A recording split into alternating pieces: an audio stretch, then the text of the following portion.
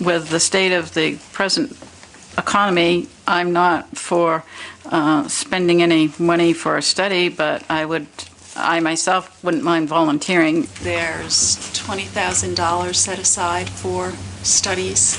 It was a total of approximately $3,670. Seems more that a study, a Blue Ribbon Commission, having geologists and others in your department, you mentioned people we should have included, drinking water programs. And is it possible for you to do that without the legislators, within the department resources, inviting an outside comment? Because we cost money. I think that from where we sit, we feel like the property law or the legal questions are really the central issue there, and that's not necessarily a geology or a hydrology question. So in many respects, we feel that actually having the legislators talk through this question with a bunch of attorneys and figuring out the implications of second restatement of torts and all those things, then you can decide whether you want to do something about modified absolute dominion or not. I think some of the fear we heard from the audience during the hearings is the fear that international agreements will take some of Maine's ability to control its fate away from us. And in all the hearings, I'm not sure we ever really got a very concrete answer to that. And there are resources that are out there that want to pursue that discussion. I don't think it takes a Blue Ribbon Commission to have that discussion myself, and certainly not. I don't think it needs as many of the stakeholders as was put in this bill as really needed. We do cost money, and I'm not sure we add much value.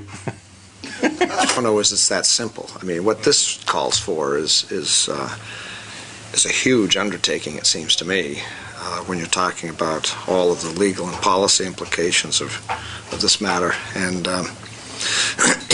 you could go very far afield into a whole host of matters that we haven't even touched upon here. Initially, when I was listening to this, I mean, there was no one in opposition. We had a lot of neither for nor against on it. Mr. Fisk, I talked to him afterwards about why this was an important bill, and as I recall, you said you thought it would help clarify some things that we've been struggling with, as has been mentioned. Perhaps we should table it and see if we could come up with a mechanism that wasn't perhaps a blue ribbon panel, but some way of trying to answer some of these questions, or at least think about them, and come back to us, or might include some of us. My own thinking is that if we just kill this bill, we're going to have to deal with another 10 water bills next session, because we won't have actually addressed the fear that is out there. I think we may have addressed some of the fears about, is our regulatory framework enough to control the resource itself? And a number of bills addressed that, and the answer from us was a pretty unanimous and quick, yep, we're okay there. The ownership issue, that may come back in some other form. I'm sure it will sooner or later. The how are we interacting with international agreements question has really been unfleshed out, and that was the source of an awful lot of fear. When international companies with international trade agreements are able to operate in Maine under that framework, does that trump any of our laws in ways we haven't considered? I don't know. I can't even answer that for a nervous public, so if I can't answer it, I'm not sure whether it's an easy answer. Representative. It sounds like we need some legal thinking as well as some commerce thinking. And I think that the bill does address that by having someone from the Citizen Trade Policy Committee as a member of that. I think what we're supposed to be looking at are legal issues in terms of property rights. Perhaps we would want to check with the Attorney General to see if she couldn't, in that office, bring people together and consult with the DEP. I would second Senator Simpson's. I think your first ask would be to the Attorney General's office, and then I think certainly between Maine Geologic Survey and the Drinking Water Program and DEP, we can certainly be present. Realistic to me now. Could we simply frame a question or two or three that we want the Attorney General to address to get the conversation started, so we can get something back in writing that we can read and begin to understand the broad outlines of these issues, these legal issues that are implicit here? I would like to see that as some sort of resolve, and so that we can hear on it, and that the public knows that these are very important questions, that we've heard their questions, and that we're trying to find the answers to them. Seems to me that those legal questions have to be addressed first, because there may not be a need for a stakeholder group. So it seems to me the sequencing should be the letter to the AG's office with properly framed questions, seeing what the answer is, then a resolve whenever. But at this point, am I correct to assume that there's some questions around ownership of the water? Is that what we're debating? Not just ownership. I think certainly that's part of this bill. I'm not sure it's part of the sense of the committee. I think we've kind of addressed the ownership issue, whether we're going to change Maine's absolute dominion authority. I think we answered that with 2 quick not to passes. I think the bigger question is legally, how does Maine fit into the international framework of agreements? Do international trade agreements trump Maine law when it comes to a company coming in and exercising its rights to withdraw water and carry it off to New York City?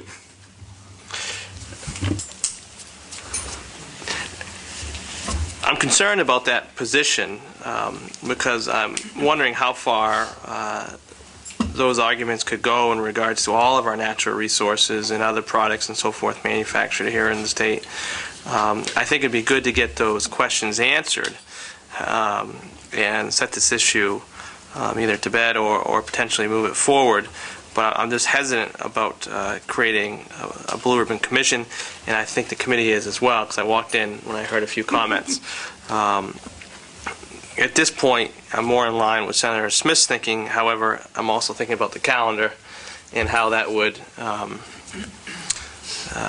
if we have enough time to get that back to us, maybe we should just, but then I hate to create a resolve for something that could be answered in another method. So I just wanted to state my thoughts at this point. Maybe the proper thing to do would be to table this for today and get that, somebody touch base with the Attorney General's office to see if they'd be in a position to respond if we were to ask the question in a very timely fashion, and then we could frame the question and get it over to them. Thank you. Number 5 of the duties, which are the potential consequences of granting water-taking rights to a company with the status of a foreign investor under international trade agreements. I mean, that's what it now sounds like. Mm-hmm. It's boiled, thinking now of getting a response back this year. Yes. Okay. Tell DEP or direct DEP to study the issue with the involvement of the Attorney General's office, looking at this question, and then based on that, making a stakeholder group conditional on. To me, this issue isn't a stakeholder issue. It's an answer by either a court of law or we get an opinion from the Attorney General's office, and the issue should be complete then.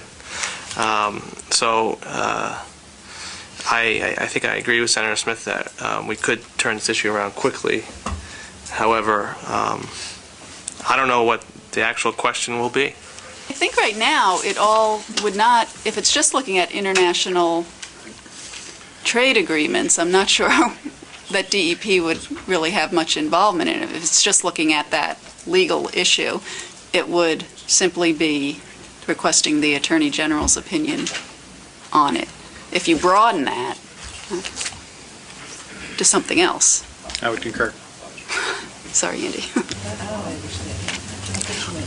Certainly we can ask the informal question quickly to the Attorney General's office. If we asked you this question, how long do you think it might take to respond? If it's a long answer or a period of time, then we can just go ahead and do a resolve and give them a long period of time to respond back to us. If they think it's a quick answer, then we could take action immediately. So we could table this, go ask that informal question, and then take it from there. And the question, I guess, would be basically what's number 5 in here. What are the consequences of granting water-taking rights to a company with the status of a foreign investor under international trade agreements? Informally inquire of the Attorney General's office about a time frame for doing that, and then I'll report back to you.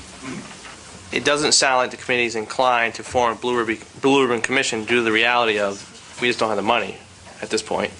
But based on the answer we received from the Attorney General, we may move forward and take further action in regards to resolve, or potentially try to create a stakeholder group, or even maybe revisit the Blue Ribbon Commission. I'm not sure, but before we act, we want to get the answer to question 5.